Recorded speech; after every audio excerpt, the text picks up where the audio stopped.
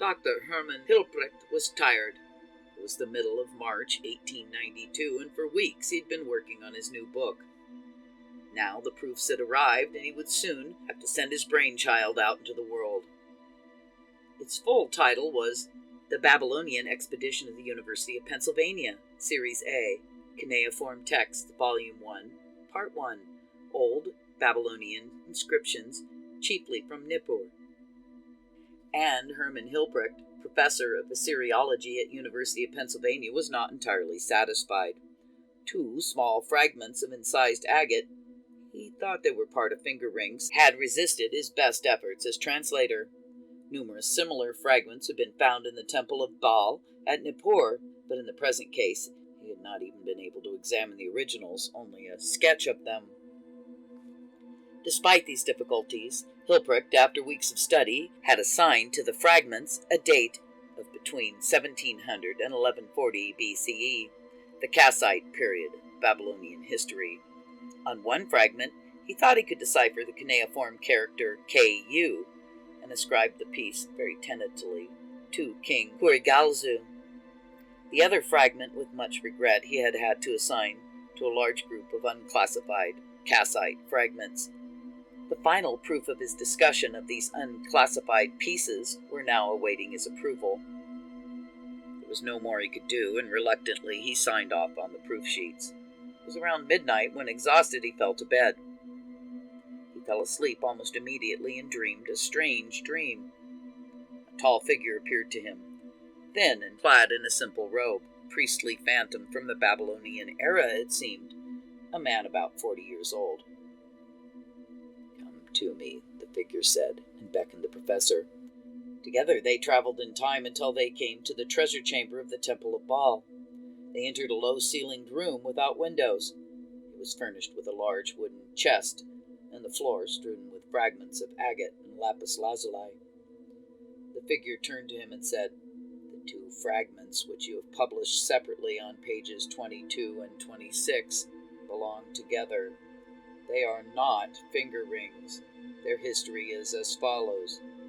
King Kurigalzu, circa 1300 BCE, once sent to the Temple of Baal, among other articles of agate and lapis lazuli, an inscribed votive cylinder of agate. Then we priests received command from him to make a pair of earrings of agate for the statue of the god Ninib. We were in great dismay, since there was no agate as raw material at hand. In order to carry out the king's command, there was nothing for us to do but to cut the votive cylinder into 3 parts, thus making 3 rings, each of which contained a portion of the original inscription. The first 2 rings served as earrings for the statue of the god. The 2 fragments which have given you so much trouble are portions of them. If you will put the 2 together, you will have proof of my words to you. But the 3rd ring you have not yet found during your excavations, and you will never find it." So saying, the priest disappeared. Hilprecht woke up and immediately told his wife what had happened. The next day, a Sunday, he began by examining the fragments. The dream was true. In placing them together, he could read the original inscription. "To the god Ninib, son of Bel, his lord, Kurigalzu, Pontifex of Baal, presented this."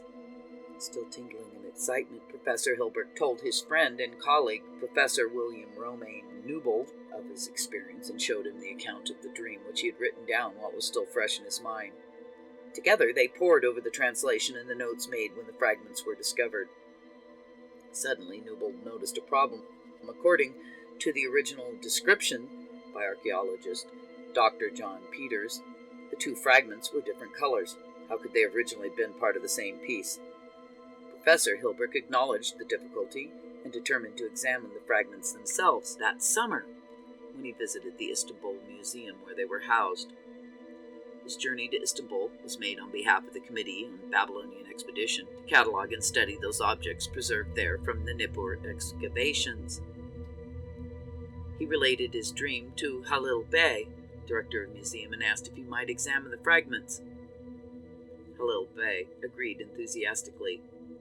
"I found one fragment in one case, and in another case far away from it," Hilprecht wrote. When I put them together, the truth of my dream was demonstrated ad oculos, before my eyes. They had, in fact, once belonged to one and the same votive cylinder. As it originally had been a finely veined agate, the stonecutter saw it accidentally divided the object in such a way that the whitish vein of stone appeared on only one fragment, and a larger gray surface on the other. Thusly, I was able to explain Dr. Peter's discordant description of the two fragments. Perhaps Professor Hilberg had, in his subconscious mind, solved the riddle of the fragments during his hours of study, and devised a dramatic dream to bring its findings to his conscious attention. Perhaps Professor Hilberg's subconscious was clever enough to construe a votive cylinder from two small fragments of agate. Or could it be that the priest of Baal traveled through 32 centuries to guide the latest guardian of his ancient treasures?